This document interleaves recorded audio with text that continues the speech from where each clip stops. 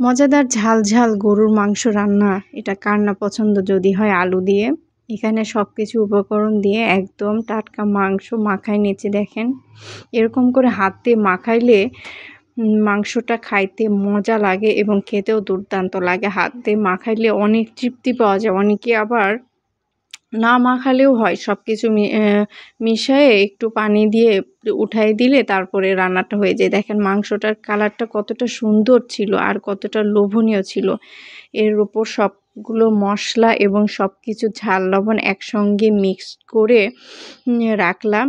এর সঙ্গে মাখাই দিয়ে ঝাল লবণ অনেক মজার একটা খাবার, যা সবাই পছন্দ করে। ঝাল যদি ঠিকঠাক থাকে, ঝালটা আপনি অনেকে আবার প্রচুর ঝাল পছন্দ করে, আবার অনেকে কম, একদম মিডিয়াম সাধারণ হলেই মাংস হয়। সাধারণত ঝালটা আমাদের কম যত খাইবেন ততটা স্বাস্থ্যের জন্য উপকারী। ঝাল লবণ যেটাই বলেন সেটাই অনেক উপকারী, অনেক মজাদার একটা খাবার। এখানে হলুদ ছিটিয়ে দিয়ে এখানে মাখানো কমপ্লিট।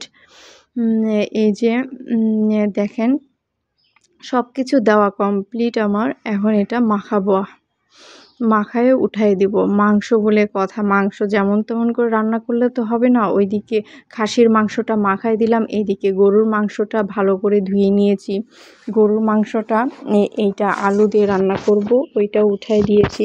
খাসির মাংস তো অনেকে আবার এতটা পছন্দ করে যে গরুর মাংস খেতে চায় না, খাসির মাংস খেতে চায়। আর কিন্তু বাজারে কিন্তু খাসির মাংসর দাম প্রচুর, প্রচুর বলতে গরুর মাংসর চেয়ে এক ধাপ এগিয়েই আছে খাসির মাংস। কারণ খাসির মাংসর চাহিদা খুব কম এবং এটার দামও অনেক বেশি। আর গরুর মাংস তো সবাই খেতে পারে, এর দামও মাশাআল্লাহ ভালোই আছে বলতে গেলে। এখানে সব কিছু তেল দিয়ে ভালোভাবে নেড়েচেড়ে মাখাই নিব। ঝাল টাল কম্বিনেশন ঠিক রেখে মাখায়ে ঠিকঠাক করে দেখেন এর মাখানোটা ওই যে বললাম, হাত দিয়ে মাখাইলে সব কিছু খাইতে অনেক মজা লাগে এবং দুর্দান্ত লাগে।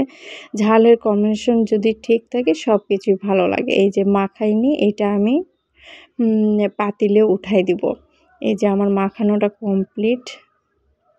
এর মধ্যে যদি হাড্ডি থাকে হাতে অনেক সময় লাগে। আবার আমি যেহেতু হাড় একটু কমই ছিল আমার মাংস, ওই জন্য মাখাতে খুব একটা অসুবিধা হয়নি। আর মেয়েরা তো সব পারে, বোঝেনি তো, মেয়েরা সব কিছুই করতে পারে। আর মাংস বলে কথা, মাংস তো ভালো করে না রান্নলে তো সবাই খেতে পারবে না। ঝাল লবণ ঠিকঠাক না হলে সবারই পছন্দ হবে না। ঝাল টাল ঠিকঠাক করে মাংসটা রেডি করতে হবে। ঝাল যদি ঠিকঠাক হয় তাহলে মাংস খেতেও দুর্দান্ত লাগে, অনেক মজা লাগে। এখানে আলুগুলো দিয়ে দিলাম, একটু লাল লাল করে ভাজা ভাজা করে ফেলবো। আলুটা একটু ভাজা ভাজা হলে মাংসর মধ্যে দিলে গন্ধটা ভালো হয়, খেতেও দুর্দান্ত হয়। আর আপনারা এইরকম করে একটু ভাজা ভাজা করে মাংসর মধ্যে যদি দেন, এর গন্ধ স্মেলটা অনেক সুন্দর আসে এবং খেতেও দুর্দান্ত লাগে।